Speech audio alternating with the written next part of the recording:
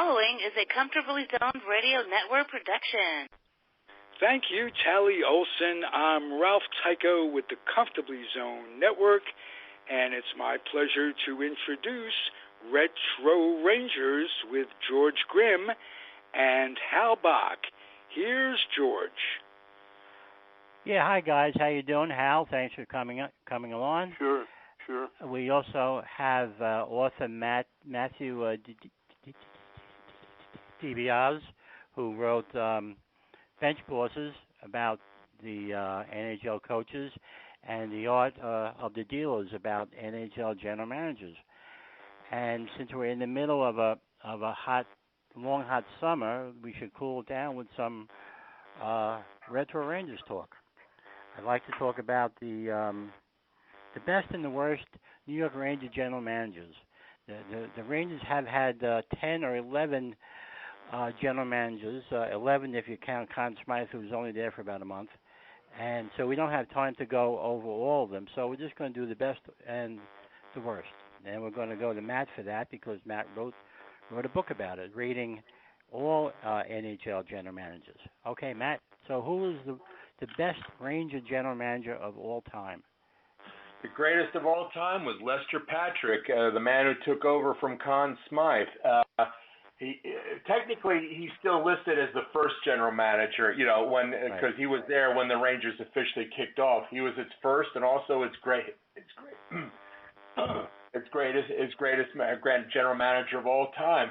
He was also, its coach simultaneously, and he did more to bring NHL hockey to America than any other person, in my view. I mean, he was the perfect man for the New York market there. I mean, he was able to articulate hockey to the New York press, and this was at a time when the New York sports press influenced the sports press nationwide.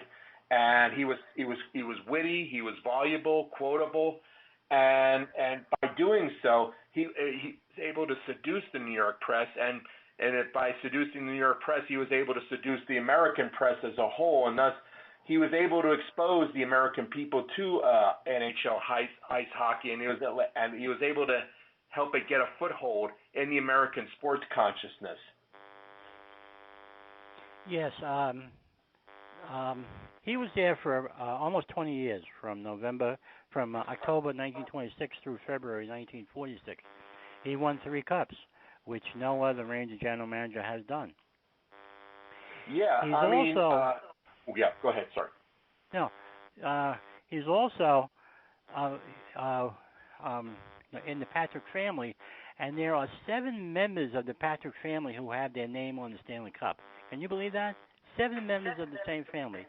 There's Lester, his brother Dave, his brother Frank, his sons Lynn and Muzz, his grandson Craig, who won it with Pittsburgh, his son Richard, who was the Caps president recently, Richard's son Chris, who was the Caps head of personnel. So he really, had some family going there. I think the Patrick family was the first of the NHL super great families, and as the decades followed, then you had like the Sutters and the Hal family, but the Patricks were probably the first great family in NHL history. I mean, right. Basically predating the NHL. I mean, they basically one of the founding instruments in making NHL pro hockey what it is today in terms of their innovations. Lester's and Frank's innovations, creating a system of playoffs, crediting for assists, and various other innovations and all of that. And it's just a great treat. It's when I interviewed Craig Patrick for the Art of the Dealer's book, I asked him, one of my first questions was that I told him you were a member of one of the hockey's great families. Was there any sense of obligation or expectation that you would take up a hockey career? And Craig told me flat out, he said, he said, I took up a hockey career because he said that's what I always wanted when I was 6 years old. He said his father, Lynn, and his mother actually didn't really want him to pursue a hockey career. They wanted, I think he said it was medicine. I think it was. I have to recheck that, but he said no. He said from the beginning, he said I wanted it in the worst possible way, and he said I got exactly what I wanted, and he never regretted it. Right. And he had an important role in one of the most important hockey victories and hockey events of the 20th century, when he was general manager of the U.S. hockey team that won the gold medal in the 1980 Olympics. Yeah.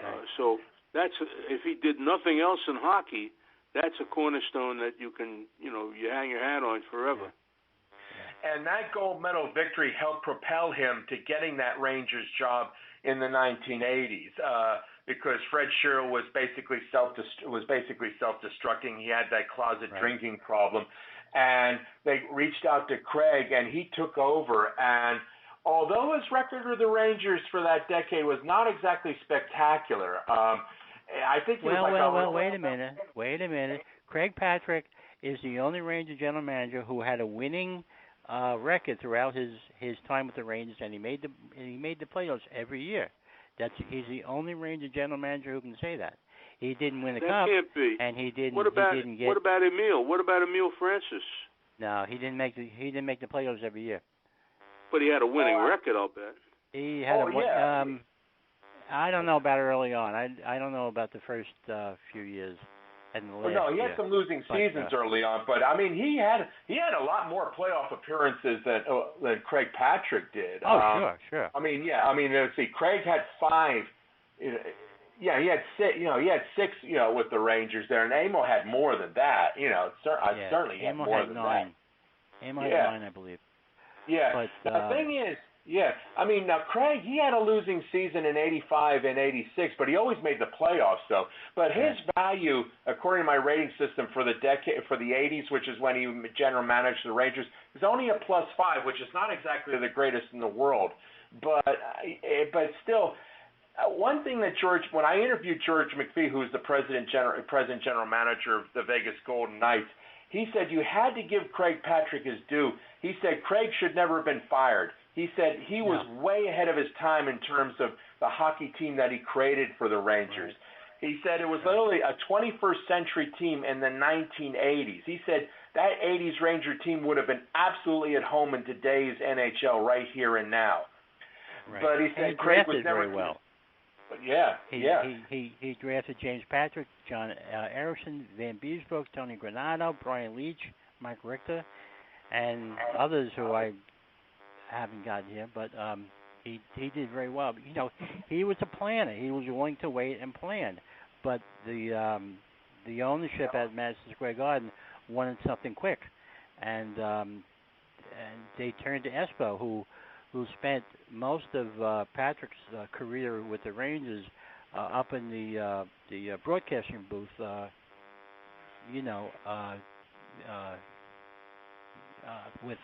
With Sam Rosen, and they were critiquing every move that Craig Patrick made, and finally MSG management said, "All right, put up or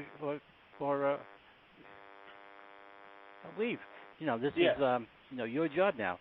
You put up or shut up." But I'll tell you this. When I interviewed Craig Patrick, this was after I interviewed McPhee, so I was dying to ask Craig Patrick about McPhee's remarks about he was way ahead of his time. And when I asked him that, Patrick said I wasn't being prescient at all. He was actually quite modest about it. The way he described it, and I'm reading this quote. He said, the people that he drafted, he said, were puck control people. We were all about speed and puck control always. We didn't know that we were ahead of our time. We were just trying to develop a team that could win in the NHL, and I thought we did an awesome job in developing that kind of environment for our players, and they all enjoyed playing. About was puck control and speed, and we didn't know that we were trying to be different from anybody else. We just played the way we wanted to play. And then new management came in and traded away everyone we drafted, and who later went on to do very, very well elsewhere in the NHL. Yes, In a sense, what he did was a team that was totally antithetical to what 80s hockey was, because 80s hockey was all about offense. It was also about massive. It was very violent. More penalty minutes were accrued in the 80s than were in the 70s. So it was about violence, it was about physicality, and it was about high-octane offense. And here he was, a team that was absolutely the total opposite of what everyone else was doing at the time. Right. Well, the Rangers of that time were all, small. They even called them the Smurfs. Because they were all small. You had Mark Pavlich, you had Sundstrom, you had, all those guys. They were all small, Getting Which back is to exactly the opposite of what you conceive of as the plan for a hockey team. You want big guys, don't you? Do you want guys who can control the play? And these little guys are going to be pushed around, no? Yeah, sure. But they were quick, and they knew how to control the puck, and they just, they weaved, they did their cycling thing, and they did okay. But getting back to Lester Patrick, though, the irony is when he took over the Rangers at 26, as you said before, George, Conn Smythe had sort of recruited the players. I mean, Lester Patrick was the GM and the head coach, but he didn't build that team. Conn Smythe built it, but Lester Patrick ran it. I mean, basically what Conn Smythe did was, before he got fired, was that he was able to get players from the old WHL that had just folded. He was able to get, the Cook brothers, team them with Frank Boucher, also from the WHL, create that A line, which is from the late 20s and the 30s was one of the greatest scoring lines in all of NHL history. In fact, Boucher, if you I read that thing, if you translated what he did back then to today's game, he would have ranked up there with Gretzky in terms of points scored. If you did those projections over, a modern day 82 game schedule and the way the game is to play today. I mean, it was just he was an ungodly center and never went to the penalty box. He basically had a stranglehold on the Lady Byng Trophy, one of the greatest centers of all time in the pre-Red Line era, in my opinion. Yeah. And basically Patrick had a roster all intact. He had Ching Johnson. And he just basically kept it. And then by 33, those guys had basically gotten old. And it was then he began the slow rebuilding process. He had to replenish. He had to And in fact, here's the thing. He was reluctant to play his own sons. And it took, I think, was it Boucher who prevailed on, no, bring them in. They're worth it. No, do it. Go ahead. Go ahead. Bring the kids in. They can do it. They can do it. And so he brought them in. I mean, so he had Lennon Muzz. You had Davy Kerr. You had, Babe Siebert, and Kerr. When he picked up Kerr from the Montreal Maroons in 1933, I believe, or 1933 like for $10,000, which was the going price for a goaltender in those days. And up until that time, the first 8 years of the Rangers' existence, they had played I think 8 guys. Play goal, in and out of the lineup. But after they brought Kerr in, he was the main goaltender for the next 6 or 7 years. So that was a good pickup for them, And then they won the Cup in 40. Yep. And then that began the 54 years of pain and misery and suffering. But, I mean, he also added, like, young Phil Watson. He had Brian Hextall Sr. of the great Hextall family. And later he gets Clint Smith and Alf Pike, those guys. And they helped make 1940 quite possible there and all of that. Right. But, World War II was hell. I mean, that was the beginning of the darkness because, it just... He had to sell off the entire farm chain, and that. Yeah, that's what happened. He thought the NHL was going to close up during the war, so he sold off most of his farm players, and they kept playing. So the Rangers didn't have much. In fact, when they opened the training camp in *42, they didn't have a goaltender. They had no goaltender on their roster, so they had to bring in a guy named Steve. Lewinsky. And Oh yeah. And he was not good. And they ended up using 4 or 5 goaltenders that year, and then they brought in Ken McCauley the next 2 years. Yeah. And then finally, Lester Patrick left the Rangers in '46, I believe, and he turned everything over to Frank Boucher. And Boucher had to rebuild the entire system. He had to travel from town to town in Canada and re-sign working agreements with minor league teams and with all the teams up in Canada. And he worked hard.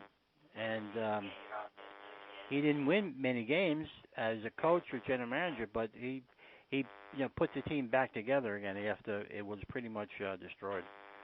So. I'll tell you how tragic it was during the World War II years. According to my rating system, the last 4 years of his managerial career, he lost 51 points off his career value.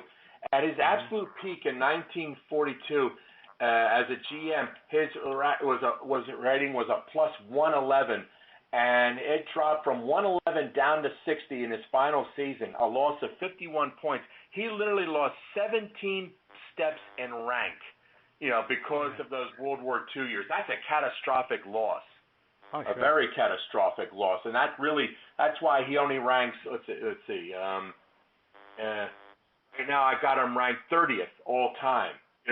Right. And his grandson Craig is ranked 31st all time. And here's the irony: Craig himself suffered a severe drop off in the final 4 years of his career. It's weird. They're ranked literally back to back. I mean, right beside each other. And Craig, in his last 4 seasons as general manager of Pittsburgh, he lost 37 points off his career value because it was rebuilding. I mean, he had to sell off his assets, and he was basically hoarding draft choices there. But that's why his own value declined as well.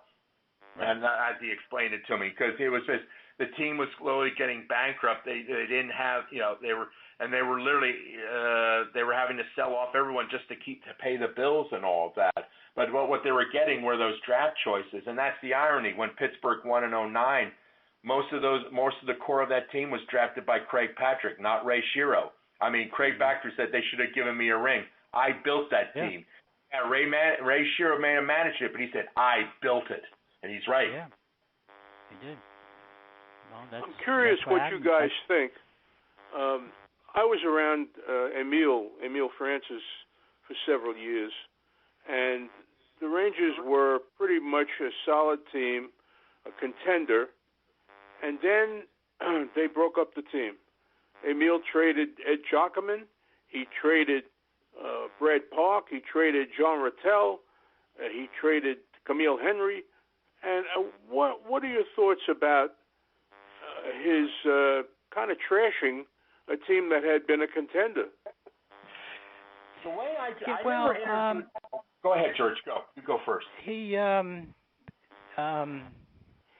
the year before that, in the playoffs, they lost to the Islanders in 3 games in the playoffs, and I think the entire Ranger organization was embarrassed about that, and I think they told him that he had to make changes. Alan Cohen was the Ranger president at the time, and his name was Alan Bottom Line Cohen, and right.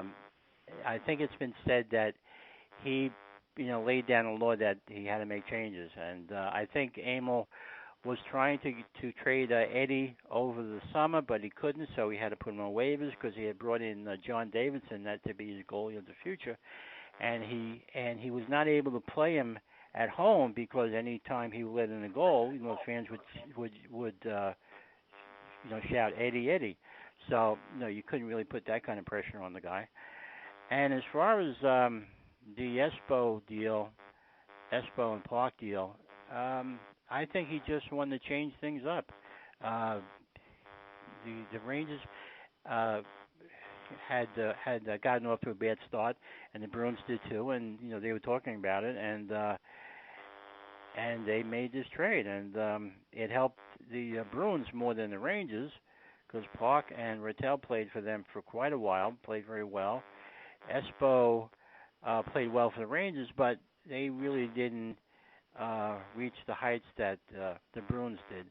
And Carol Vadnais was a good defenseman, but he was not Brad Park, you know. So. No, absolutely not.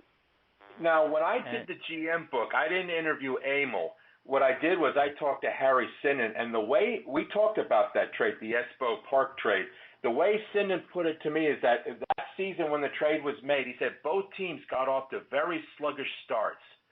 Right. They were kind of like at the 500 level. Both needed a jump start, and he said we got to talking, and he said both of us talked. He said, listen, let's not trade, like a third or fourth line guy. We both need a jump start. Let's do something big. We really need something that are a major league shock to the system, something that really shake things up, and that's where you get the Park and Espo Rattel deal, because it had to be something significant. He said this is not a time for half measures.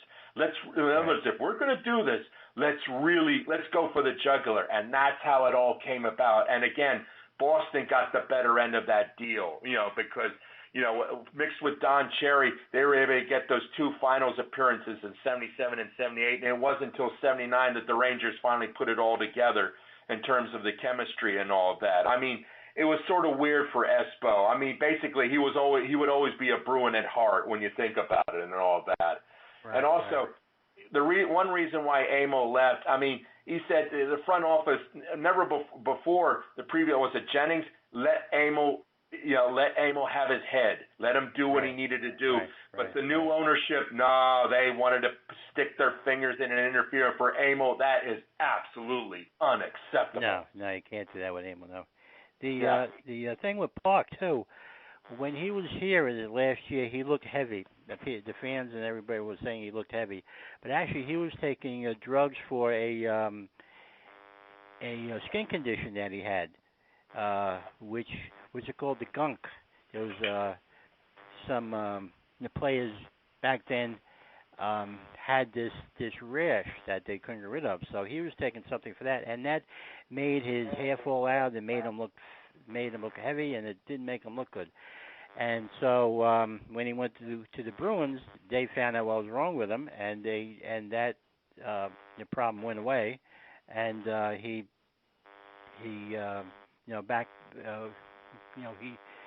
played well again, and he got back to all-star form.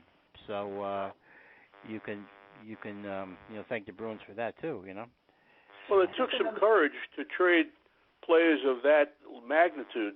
The other trade that I'm curious about and that I think about a lot, the Rangers had a goalie named Gump Worsley who was a fan favorite, and they traded him for Jacques Plante. They traded him to Montreal for Jacques Plante.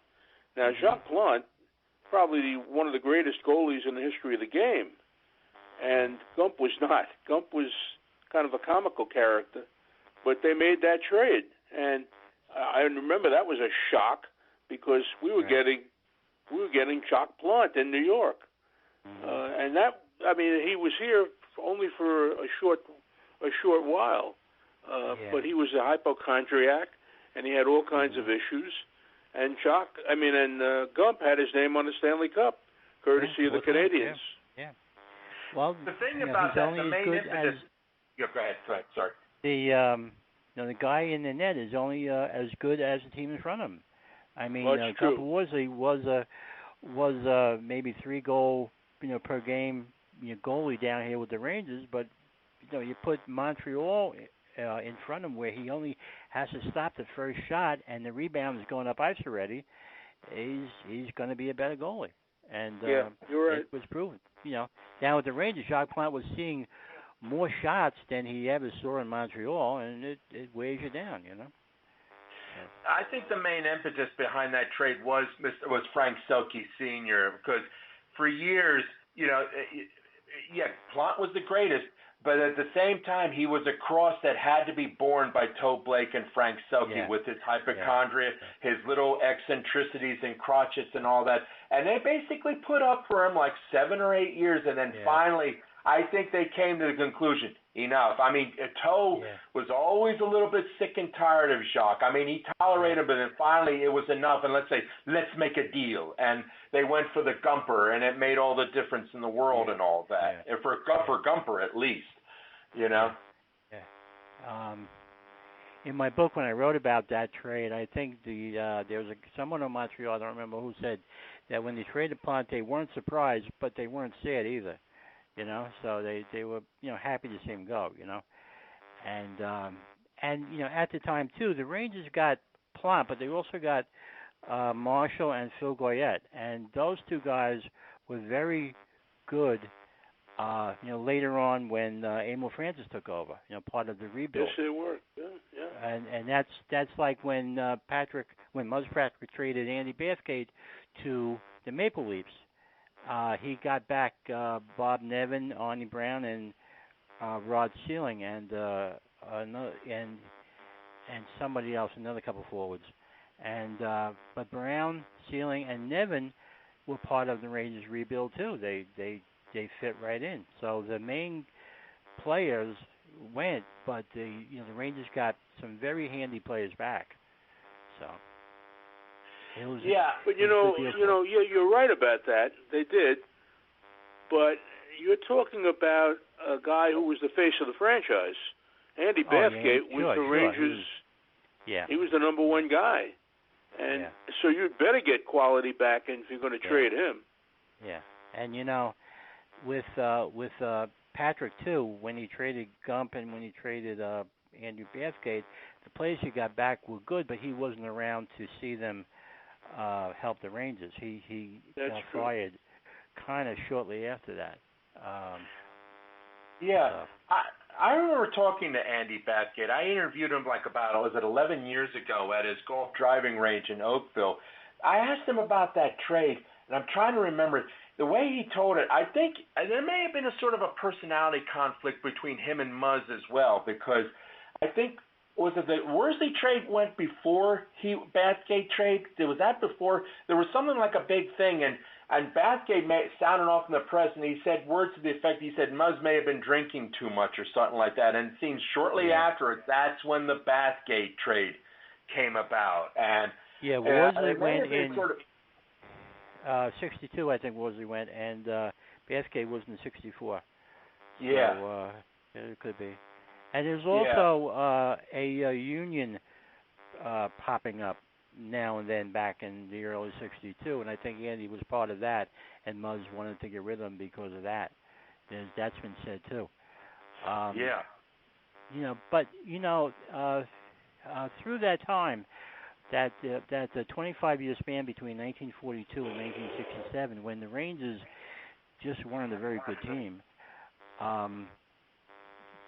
they probably weren't very well thought of by their ownership. They were probably thought of as something to fill dates on the calendar, because there was no incentive for the Rangers ownership to make them any better, because anytime they made the playoffs, they had to play out of town because the circus would come in. So you wouldn't be getting that in the playoff revenue, because I imagine the two teams split the money in from the rink wherever they played. The gate receipts paid for the rental of Maple Leaf Gardens or whatever, and if there's any money left over, the two teams probably split it. Plus the Rangers had to get their team up there and have them stay there for a week or so. So if they made any money at all, it wasn't much. So there's no incentive for them to make the team any better. As long as they were paying their own bills and maybe making money at the end of the year, they were happy because they filled dates on the calendar. The Garden wasn't dark. But then in '67, the early '60s, when Emil Francis came along, they had a new president. William Jennings came along, and he took over, and the team kind of came into the modern era. So you can't really blame guys like Frank Boucher and Muzz Patrick if the teams didn't win, because it wasn't their fault. They didn't have the push from ownership. They didn't have the resources that these Rangers have now, that's for sure. So. We talked earlier, George. You asked about the worst GM in Rangers history. It's Frank Boucher with a -33 value, but as we discussed earlier, off the air, in a sense, I always like to use the term Frank Boucher was like Herbert Hoover was to the presidency when he took over in 29. A very, very good man in an impossible, horrible situation. And Boucher basically inherited a pig in a poke. He had nothing. He was in the abyss, and he literally had to spend his entire career trying to climb out of that abyss.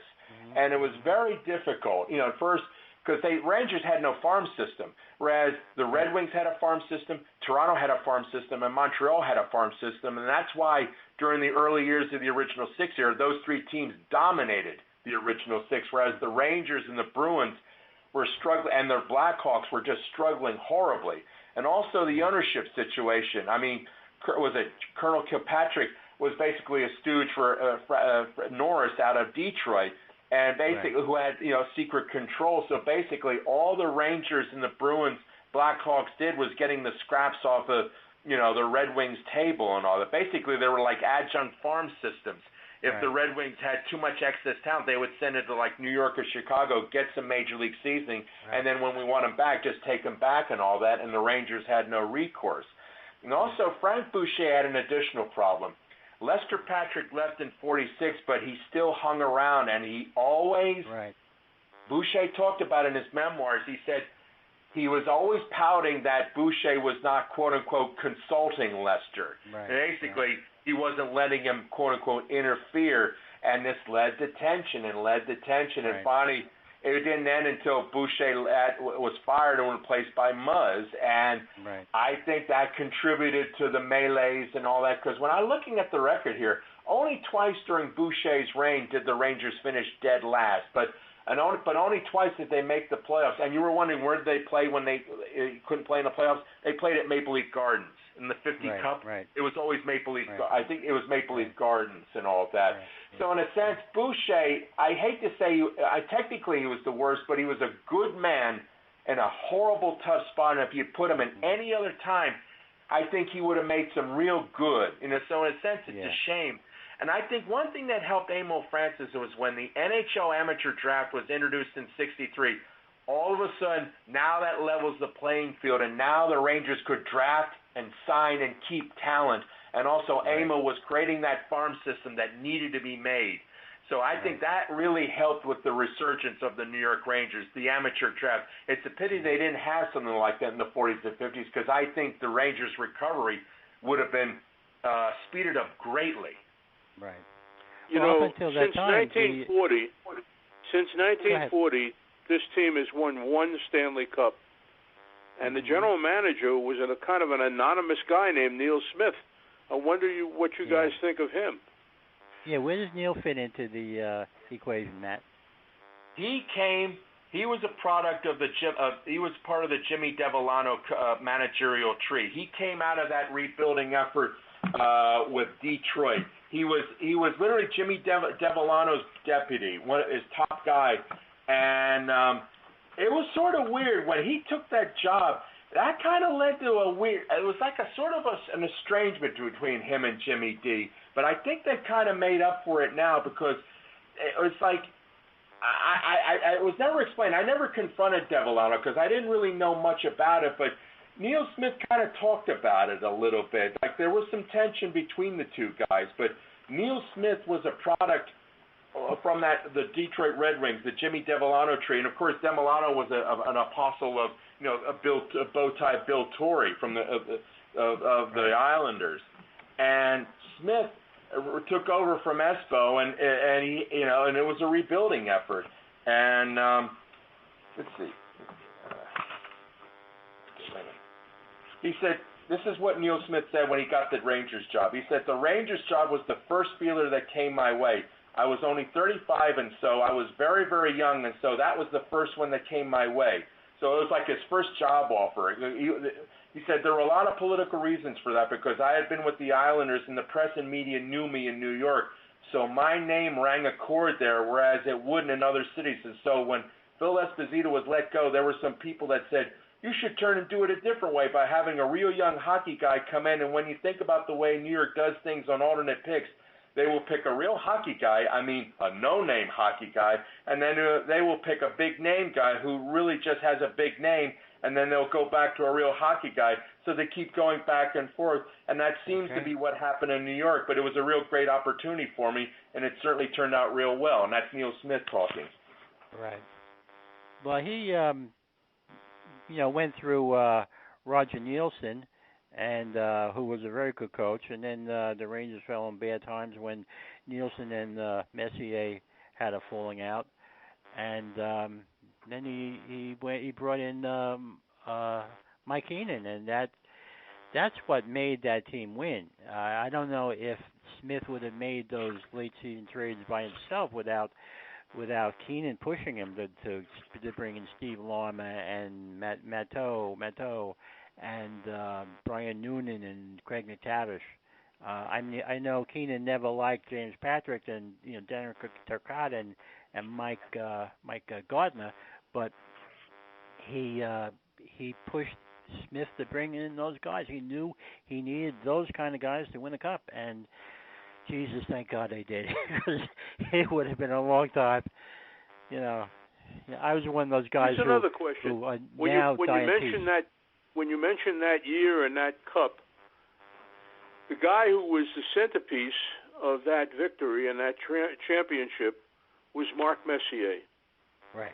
And I was surprised that when Messier expressed an interest in becoming either the GM or the coach or in some role in the front office, the Rangers snubbed him, and they went in another direction.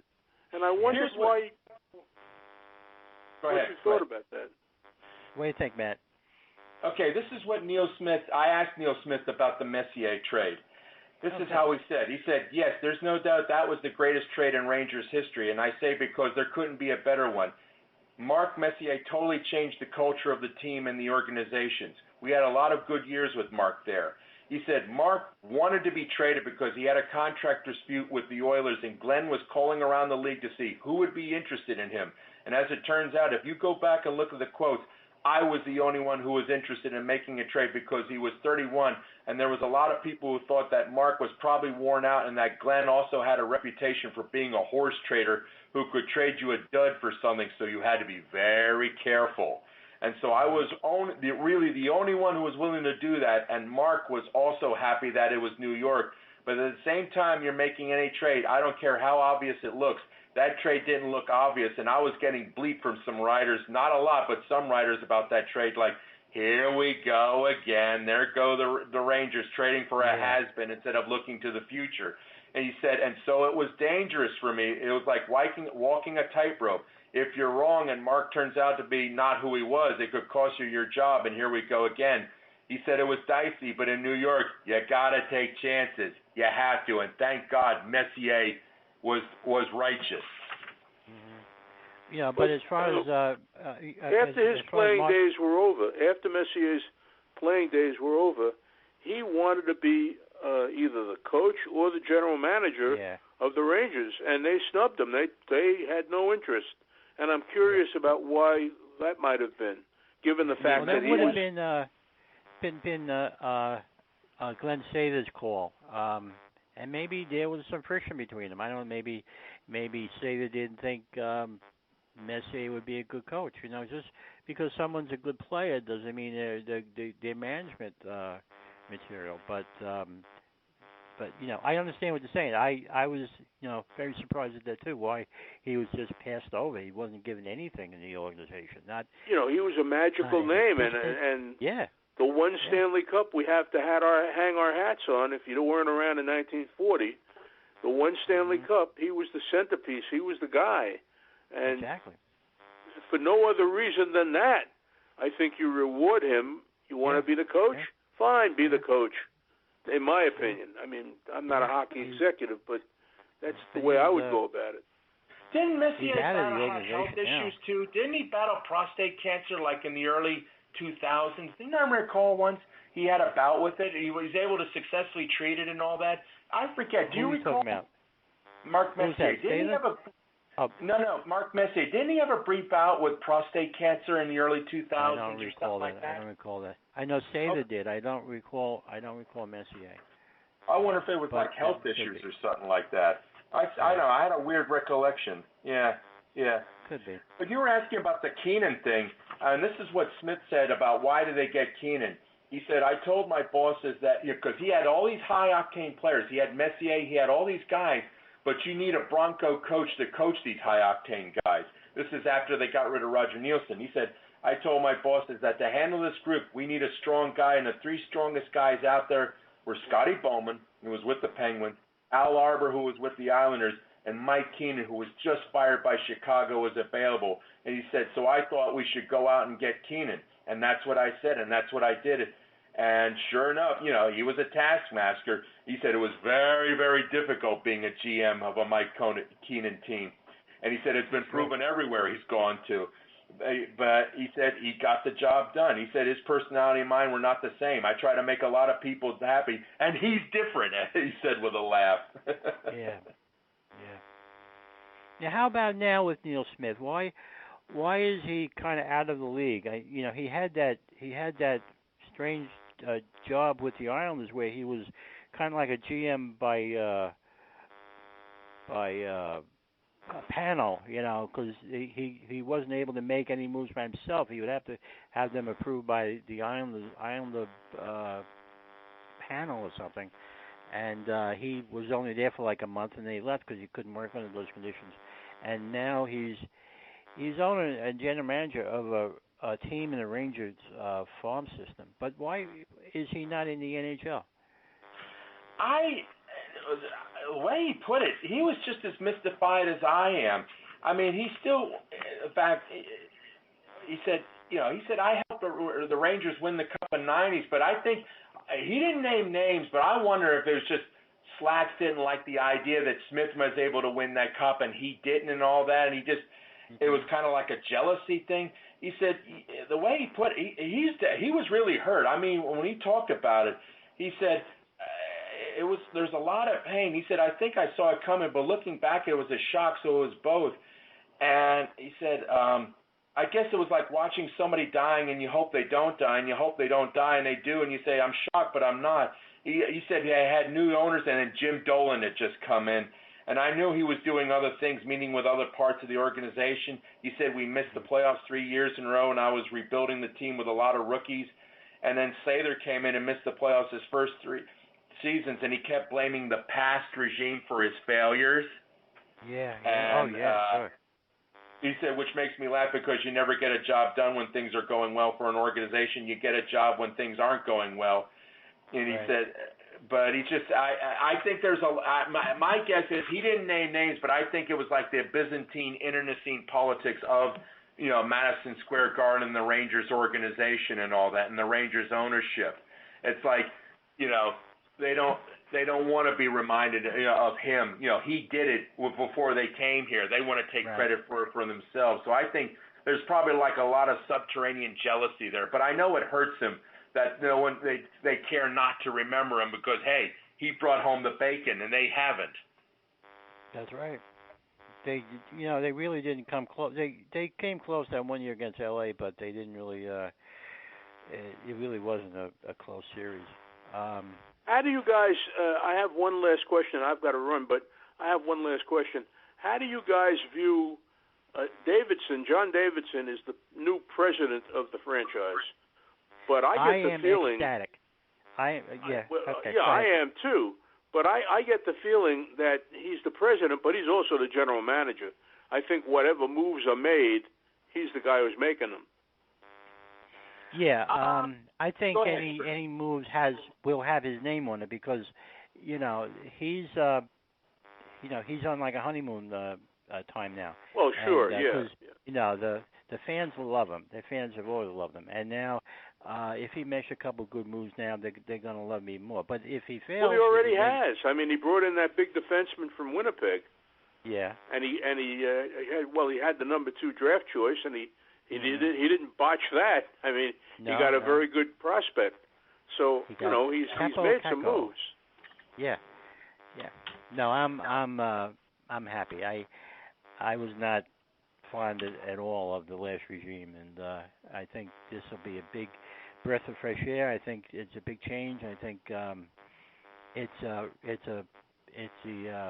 whole rebuild was something that had to be done because the Rangers just were not going anywhere. They were running in sand, and they had to sell off their assets and get younger. And I'm very happy that JD is back running the show. So. My sense of it is that what happened is that the Rangers are pretty good. They managed to blood purge all those expensive free agents, and they got some real good draft picks. They've got a nice young core now, and they just made a good trade. I think they'll be able to make the playoffs. Actually, right now the Flyers are in free fall. So in a sense, I think as the Flyers are declining, I think the Rangers can move up, and I think they can get one of those playoff seeds there because there's a vacuum now in that Metropolitan Division. I think they got a chance now to get into the playoffs and then build from that because now they got some young kids who have been allowed to grow, whereas in the Flyers, they've been getting these young kids, but now they're purging them away, and I think they got poor ownership now that's really interfering and poor management as well. And I think, as the Flyers decline, I think the Rangers are going to increase, and I think you're going to see some good things. If Rangers management, and I think under John Davidson, shows that requisite patience and allows these kids to grow into their uniforms, I think you've got the potential of being a playoff contender, and hopefully they can, build it up to where they can compete for the cup. Yeah. If all these kids... I've got to run now, but I'll see you guys at the Stanley Cup parade. Yeah. Hal, thank you very much. Thanks, Hal. Okay. Good night. All right. I think just as one last thing.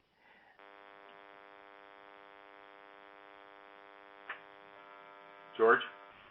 Yeah, just as one last thing. I think the Rangers have a chance of being a very good team for a very long time, or at least as long until the salary cap and contracts let us stay as a group. I think the whole salary cap and having to purge your team so you can fit in, so you can re-sign players. I just hate it. It's just something that doesn't make any sense. But that's the way of the league, and that's how. I think that's something that bringing in John Davidson will help too. I think the past administration didn't really understand a lot of that, and I think it's best that JD is back. So. Yeah. I think it's just it's dealing with do you have the requisite patience to also have the proper coaching, to get these young players to develop and all of that. It's always getting the right combinations together. Like under Emil Francis, they not only had a great GM, they also had a great coach combined into one, and ownership gave them that leeway to do what had to be done. And sadly, he was only able to get that one Stanley Cup Finals appearance in '72, and he came so close in '74. In fact, that time when I talked to Emil, he thought '74 was going to be the year where they really finally were going to put it all together. And sadly, for him, the Flyers were able to luck out in that Game 7, and go on to the finals and all that. Yep. But it's just, it's very rare can you put the combinations together. I mean, Neil Smith, they managed to get those big guys, and they had Keenan, and they managed to put it together. But the problem is no sustain, though. They just couldn't sustain it. They caught lightning in a bottle in '79, but again, they fell to Montreal. Yeah. So, well, that's part of the thrill of being a Ranger fan. You just never know what's going to happen or how long it's going to take to get there. Yep. Well, Matt, I thank you very much for being on. I think we had a good show. My guest has been Matt Dibiase, author of Bench Bosses and the Art of the Dealers. I'm George Grimm, author of We Did Everything But Win and the upcoming Guardians of the Goal. And thank you for listening. We'll be back next month. Thank you. Bye-bye. Take care.